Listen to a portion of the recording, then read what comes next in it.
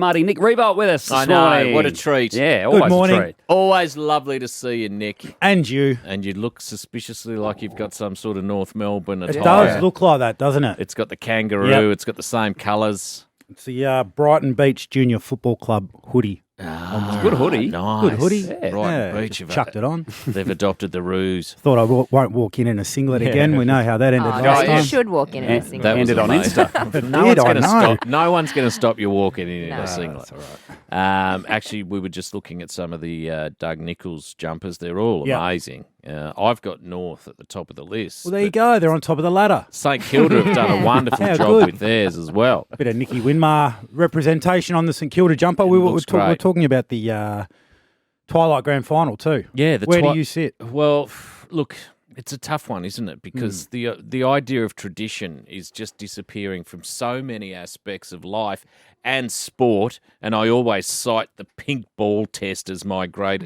the one that annoys me the most. I get it, but it's all about TV and ratings, isn't it? And if it's all about TV and ratings, Ed and Caro had a belter, didn't they? They did. Yeah, we've got a bit of that here. Here it go. is. We've got 1,350 mouths to feed just playing footy. Forget about grassroots. Forget about all the other stuff we have to do. Where's the money coming from? Does everybody... I mean, Caro didn't want to put up the northern stand at the MCG because of tradition. It was cancer-ridden. The leather seats were made out of... That's not true. Hey, don't make me go and find your column because I've got it indelibly marked up here. That say that every time, wicked Caro. lie, Ed. Stop it.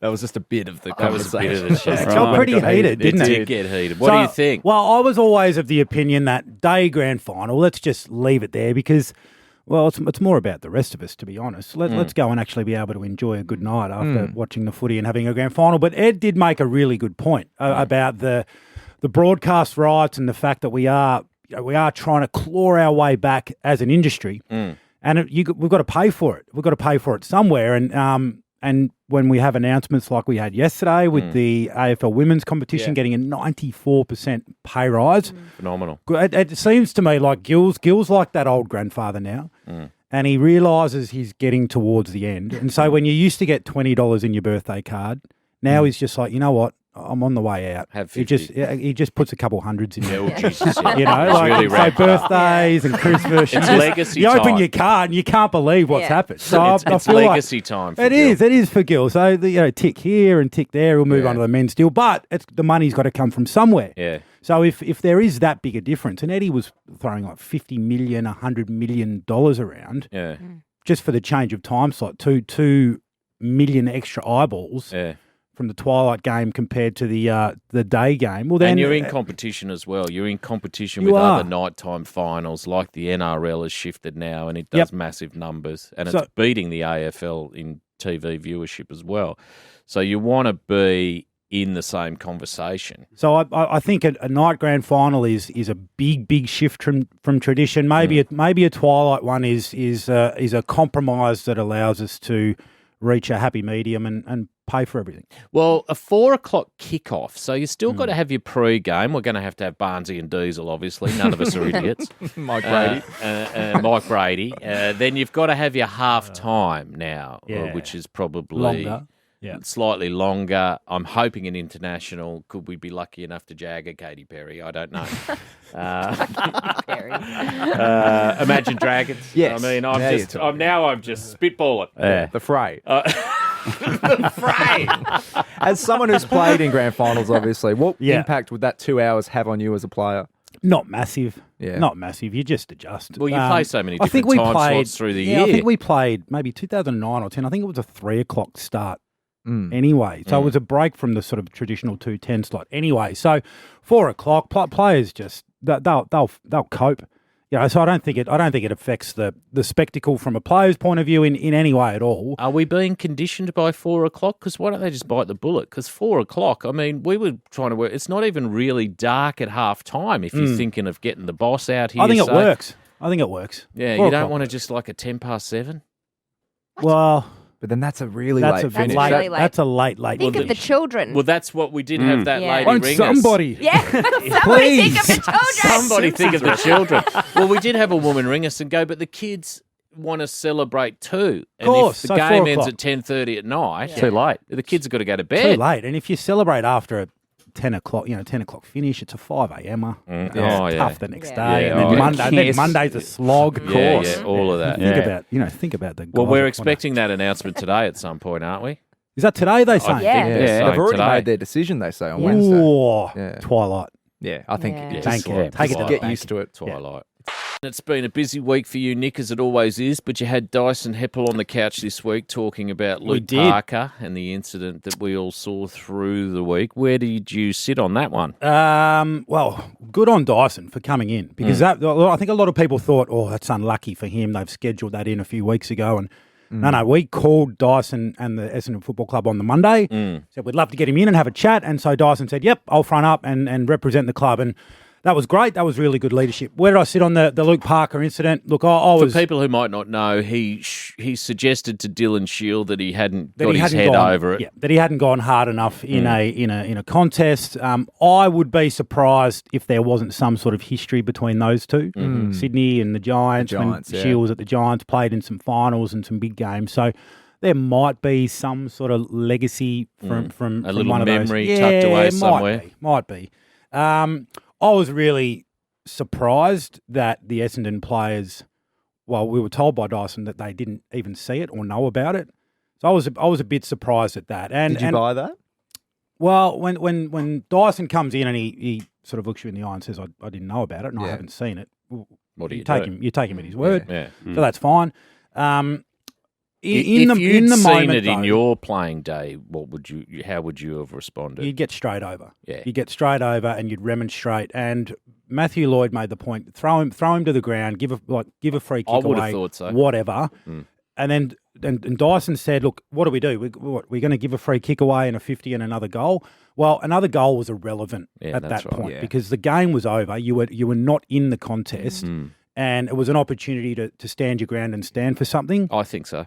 So I would have as a leader been happy to take that on. Yeah. Because you make a bit of a statement, and all of a sudden the whole dialogue this week changes. Yeah. Because They stood up for themselves. Yeah, you lost the game, but Yeah. but you actually stood up for yourself. You stood up for each other. Yeah. So it should have started with Dylan Shield because it was right in his face. So he should have gone over and Yeah, got in the face of absolutely he Luke should Parker. have. And no, you don't get walked over like that. So they would have learnt from it. They would have addressed it, and I would be really surprised if. Well, it doesn't happen that often. the No, taunting. you don't see that sort of taunting. You don't, because players are much more chummy. We see them laughing and smiling and carrying on a lot more than we used to. And that's the way it's gone. And there's a little less tribalism. There's a lot more player movement. Yep. You don't know where you're going to end up in 2 seasons' time. You don't want to be that guy. That's right. And in the same way, I suppose you don't want to be the guy that reacts either for the similar reasons. You don't want to just shirt front a bloke. But No, I but- was suggesting full melee, but I was No, shouted no, down. in that situation, Yeah, that's I'm a thinking pretty full melee. that's unique. So I would. If I would I be was in very your team surprised- and I started a full melee, would you have quietly said to me, "Well done, mate"? Yeah, Good melee. in that situation, Yeah. you would have said absolutely. Like quite often in a situation like that, the fines for the melee would be split across the entire team. Perfect. Yep, evenly. Because when one of your teammates is challenged in a manner such as that, well, then you fly the flag. Yes, you do. You fly the flag for your teammates. It's a fantastic weekend. Doug Nichols round. Roo boys have won with their jumper, as we've discussed. Well, No matter what happens on Saturday afternoon, they're already winners, Marty. well, I think we know what's going to happen on Saturday. We're going to beat Melbourne, and people won't believe it. They're What being else has called- caught your eye? They're referring to themselves as NAM this weekend. Yes, they the are. Demons. The D's, The yeah. Demons Nam. are. North Melbourne v.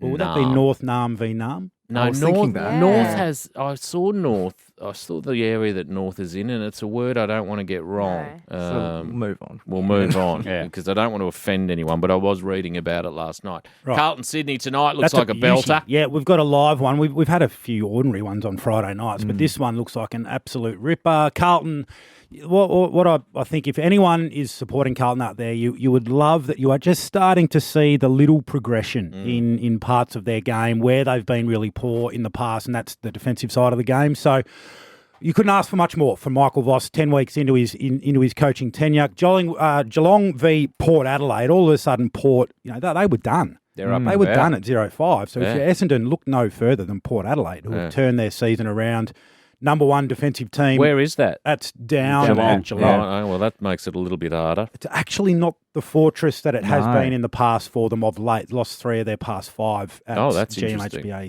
Stadium. Dreamtime's a beauty.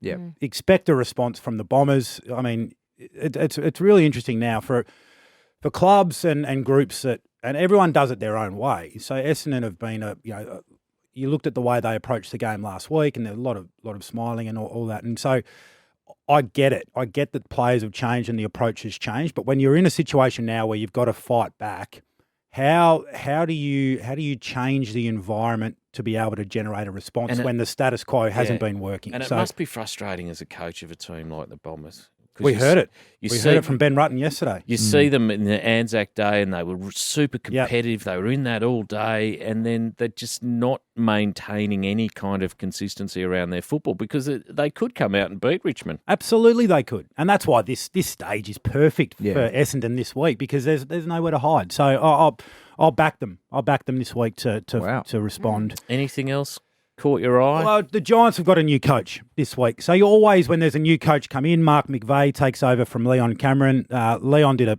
terrific job, I thought, with the Giants. And gee, watching him walk off the ground the other day, Leon Cameron, coaching, I'm not sure if it's coaching that took its toll. Leon looked like he'd ridden a horse from Melbourne to Perth without a saddle. Yeah. Like he Exhausted. He looked absolutely spent. Yeah. Yeah, I and reckon so he was too. Congratulations to Leon for a great job, and excited to see what Mark McVeigh brings because caretaker coaches want to put their own flavour on Yeah. the group. Good time to get the West Coast for him. It is. Yep, you can get lucky and you can get unlucky. So they're probably the pick of them. But dream time at the G on the Saturday night, I think, is the one we're all just waiting for. Yeah, well done, Nick. Have a lovely weekend, mate. Likewise, you too.